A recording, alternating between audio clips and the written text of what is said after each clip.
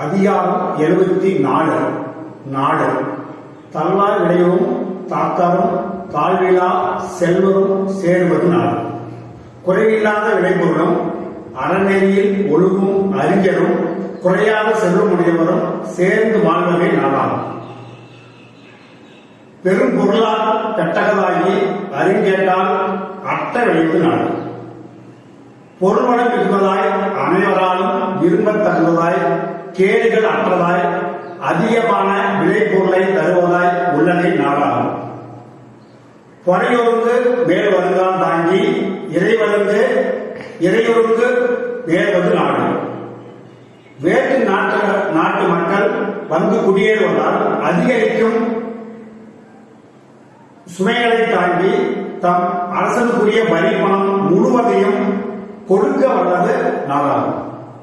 ஊறு பசியும் ஒவ்வாப்பிடியும் சேறுபகையும் சேராதில்லாத நாடு. மிக்க பசியும் நீங்காத நோயும் அழிவு செய்யும் பகையும் தன்னிடம் ஒருபோதும் சேராமல் நல்ல முறையில் நடைபெறுவதே நாடாகும். பால் முழுவும் பால் செய்யும் உட்காயும் வேந்தலைக்கும் கோர்வுக்கும் இல்லாத நாடு.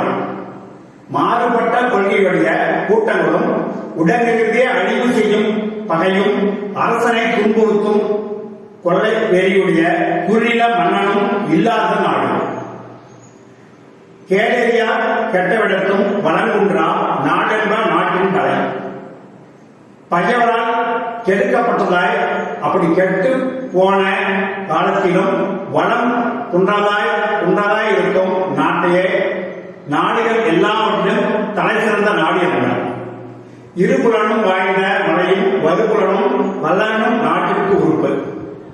ஊற்று நீர் மழை நீர் ஆகிய இருவகை நீர் வளமும் அவற்றிற்கேற்ற வளம் வாய்ந்த மழையும் மழையிலிருந்து வருகின்ற ஆற்று நீரும் வலிமையான கோட்டையும் நாட்டிற்கு உட்படாகும்.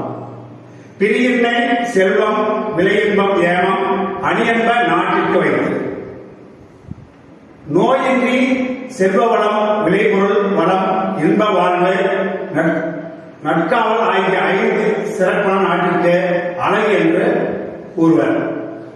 நாடென்ப நாடா வளர்ந்தென்ப நாடல்ல நாடா வளர்ந்தது நாடு.